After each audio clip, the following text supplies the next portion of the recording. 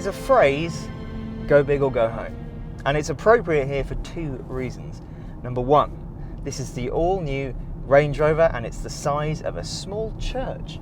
Number two, because I haven't met anyone who's owned or driven the previous generation Range Rover who said, it's slow, it feels a bit cramped, a bit cheap, it just isn't good enough.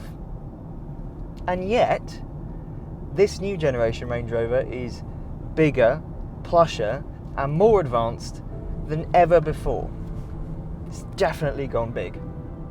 This is the new L460, only the 5th generation Range Rover in more than 50 years. It's the company's flagship, and therefore, it's quite a big deal. The new Defender might have grabbed all the headlines when it was launched, because it followed on from an icon. But as the car at the top of the Land Rover tree, this still really matters. Now today, we're going to keep things simple. We're not going to do a 1,000-mile road trip, we're not going to take this off-road, we can do those things another time. Today, we're going to focus on what has changed. What makes this different to the old Range Rover? How does it feel? And on first impressions, it feels very Range Rover-y. Now I know that sounds like quite a silly thing to say, and in truth it probably is, but it feels very familiar when you get inside. It's costing, it's very comfortable. But there's more to this car than just a new face. The L460 is the first to be available with 7 seats. It's the first to be available with powered opening and closing doors. The first to be sold with 23-inch wheels. The first with a 5-link rear suspension setup. The first with a 48-volt anti-roll system, the first to come with all-wheel steering. There are mild hybrid diesels and petrols, but also plug-in hybrids for the first time, and a twin-turbo V8. It's built on a new platform, Modular Longitudinal Architecture, or MLA Flex, which is 50% stiffer than before. The wheelbase is also 75mm longer as standard, meaning more rear legroom, and so on. In short, while it doesn't look like such a huge departure from the old Range Rover, there's a lot going on here, a lot to think about, a lot to experience. So, what's it like? Well, this is a standard wheelbase HSE model, so it's middle of the road in terms of spec, and it's a D350. So it's a straight 6 diesel, mild hybrid, 48-volt mild hybrid, with 350 horsepower and 700 newton meters of torque. 0 to 62 miles an hour takes 5.8 seconds, and the top speed is 145 miles an hour. You can have this engine with less power if you want. You can have the D300, or you can have a mild hybrid straight 6 petrol, the P400. Alternatively, there are plug-in hybrids for the very first time. Straight 6 petrols, the P440E and the P510E. They both have 31.8 kilowatt hour battery packs mounted in the floor. They both have a 105 kilowatt motor mounted in the transmission, and they will both be good for 62 miles of electric driving. If you want an EV, there will be an all-electric Range Rover coming in 2024. Or, if you really, really like petrol stations, there's the P530, which has a 4.4 litre twin-turbo V8 from BMW with 530 horsepower. As for this, the D350, it's really good. It's nice, very nice. Nice is the perfect word to use because it's relatively quiet, it's super smooth. You don't notice the 8-speed automatic gearbox even working, and yet it has, quite frankly, ridiculous performance. How is it accelerating so strongly? This car weighs 2,505 kilograms, and yet it'll hit 62 in 5.8 seconds. Shouldn't be able to do that. This is the diesel.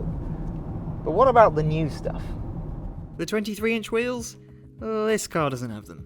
The self-opening and closing doors? This car doesn't have them.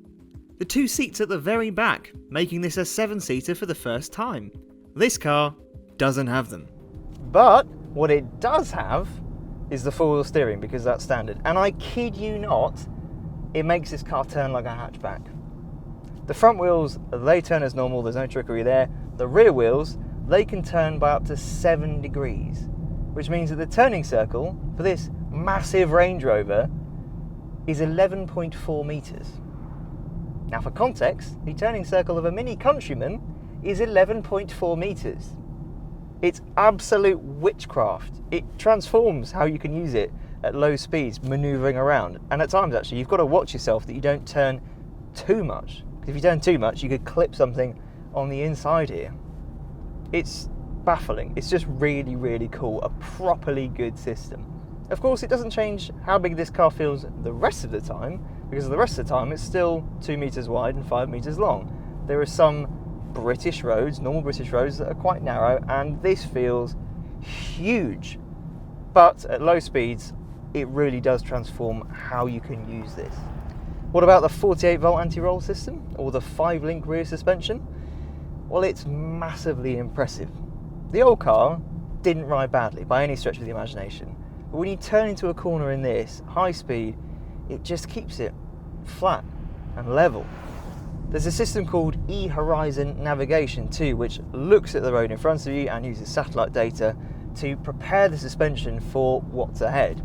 It doesn't entirely insulate you from bumps, and I still think 40-50 miles an hour on broken surfaces, sometimes it can't quite cope. It's not a Rolls-Royce Cullinan, but the rest of the time, it just soaks everything up.